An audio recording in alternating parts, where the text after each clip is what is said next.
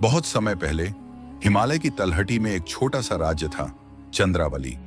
यह राज्य अपनी सुंदरता के लिए नहीं बल्कि उस महल के लिए प्रसिद्ध था जो रात में चांद की रोशनी में चमकता था। लोग उसे चांद महल कहते थे। राज्य पर शासन करते थे महाराज अर्जुन देव, जो युद्ध में जितने पराक्रमी थे उतने ही अपने लोगों से प्रेम करने वाले थे। उनकी रानी मालविका सौंदर्य और करुणा की मूर्ति थी। दोनों का प्रेम ऐसा था कि महल की दीवारें भी उनकी मुस्कान से गूंजती थीं। पर एक दिन एक अजनबी साधु दरबार में आया। उसने महाराज से कहा, महाराज, इस महल की चमक चांद की नहीं, एक अधूरी आत्मा की है। सावधान रहिए, यह महल हर पूर्णिमा की रात किसी न किसी का बलिदान मांगता है। महाराज ने हंसकर बात टाल दी, लेकिन उसी रात चांद महल की सबसे ऊंची मीनार से एक सैनिक गायब हो गया। फिर हर पूर्णिमा को किसी न किसी की मृत्यु होने लगी। रानी मालविका भयभीत थी। उन्होंने मंदिर में जाकर देवी से प्रार्थना की, यदि यह श्राप है तो इसका अंत बताइए मां।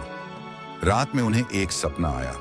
एक पुरानी रानी जो रो रही थी बोली, मैं हूं लावण्या, इस महल की पहली रानी। मेरे पति ने अमृता के लिए मुझे चांद की किरणों में कैद कर दिया। अब हर पूर्णिमा मैं किसी की आत्मा खींच लेती हूं। अगले दिन रानी ने यह बात महाराज को बताई।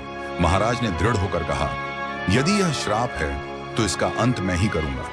पूर्णिमा की रात अर्जुन देव ने तलवार लेकर महल की छत पर चढ़ाई की। चांद की किरणों में एक पारदर्शी आकृति प्रकट हुई, रानी लावण्या। वह बोली, राजन, यह श्राप तुम्हारे रक्त से ही मिटेगा। रानी मालविका भी वहां पहुंच गई।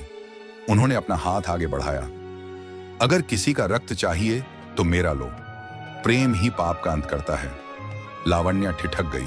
उसके नेत्रों से आंसू गिर पड़े।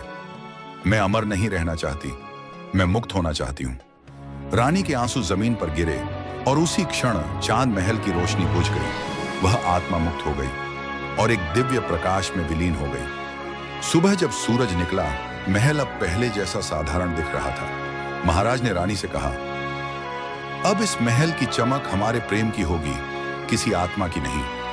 लोगों ने उस दिन से चांद महल को मुक्त महल कहना शुरू कर दिया।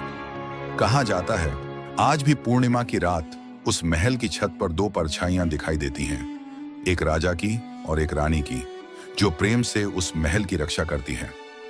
तो दोस्तों, वीडियो में कमेंट करके बताना कि आपको ये कहानी कैसी लगी। जल्द ही लेकर आऊंगा इसका पार्ट 2 सिर्फ आप लोगों के लिए।